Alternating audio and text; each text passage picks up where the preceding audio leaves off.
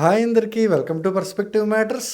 Korean Kanakaraju సినిమా review. Views అయితే బాగానే వస్తున్నాయి కానీ సబ్స్క్రైబర్లు పెరగట్లేదు. కొంచెం ఛానల్ని సబ్స్క్రైబ్ చేసి పెట్టుకోండి. అలాగే వీడియోని చివరి వరకు చూసి నచ్చితే ఖచ్చితంగా లైక్ చేయండి. బేసిక్గా కొరియన్ కనకరాజు ప్రేమ కథ చిత్రంలాగే హర్రర్ కామెడీ సినిమా.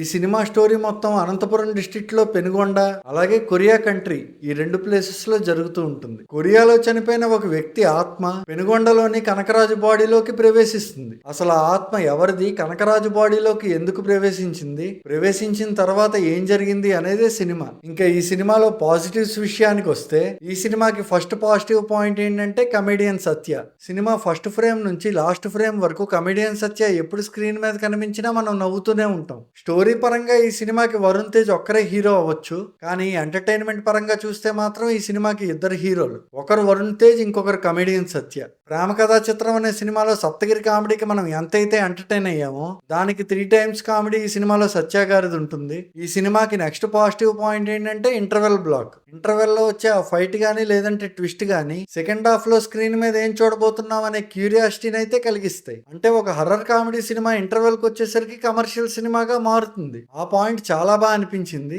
ఇంకా ఈ సినిమాకి నెక్స్ట్ పాజిటివ్ పాయింట్ ఏంటంటే స్క్రీన్ మీద వరుణ్ తేజ్ గారిని ప్రెజెంట్ చేసిన విధానం. అంటే సినిమాలో ఆయన లుక్స్ కానీ లేదంటే కాస్ట్యూమ్స్ కానీ చాలా బాగున్నాయి. అండ్ ఈ సినిమాలో ఆయన 2 different షేడ్స్ లో అయితే కనిపిస్తారు. కాకపోతే ఆయన క్యారెక్టర్ లో ఉండే 2 different షేడ్స్ మధ్య యాక్టింగ్ లో వేరియేషన్ అయితే చాలా బాగా చూపించారు. ఇంకా ఈ సినిమాలో నెగిటివ్స్ విషయానికి వస్తే ఈ సినిమాకి ఫస్ట్ నెగిటివ్ పాయింట్ ఏంటంటే క్లైమాక్స్. నేను ఈ పాయింట్ బీభత్సంగా లాజిక్లు గట్రా వెతికైతే చెప్పట్లేదు. అంటే అప్పటి వరకు బాగా వెళ్తున్న సినిమాని ఏదో ఒకటి చేసి ఆపాలి. ఆ ఏదో ఒకటి చేసే ప్రాసెస్ లో లాస్ట్ 20 minutes ఏది పడితే అది చేసినట్లయితే అనిపించింది. అంటే క్లైమాక్స్ లో కూడా నెక్స్ట్ ఏం జరగబోతుంది అనే క్వశ్చన్స్ అయితే ఇవ్వగలిగారు, కానీ ఆ క్వశ్చన్స్ కి ఆన్సర్సే కన్విన్సింగ్ గా లేవు. ఇంకా ఈ సినిమాకి నెక్స్ట్ నెగిటివ్ పాయింట్ ఏంటంటే మ్యూజిక్. సినిమాలో మొత్తం 3 పాటలు ఉన్నాయి. నన్ను అడిగితే ఈ సినిమాకి అసలు సాంగ్సే అనవసరం. ఇంకా బ్యాక్గ్రౌండ్ స్కోర్ విషయానికి వస్తే అక్కడక్కడ బ్యాక్గ్రౌండ్ స్కోర్ బాగానే ఉంది, కానీ కొరియన్ సీక్వెన్స్ లో వచ్చినప్పుడు మాత్రం ఓజీ సినిమాలో గన్స్ అండ్ రోజెస్ అని చెప్పి ఒక సాంగ్ ఉంది కదా, ఆ సాంగ్ మ్యూజిక్ నే మన మ్యూజిక్ డైరెక్టర్ తమన్ తిప్పి తిప్పి కొట్టినట్లయితే అనిపించింది.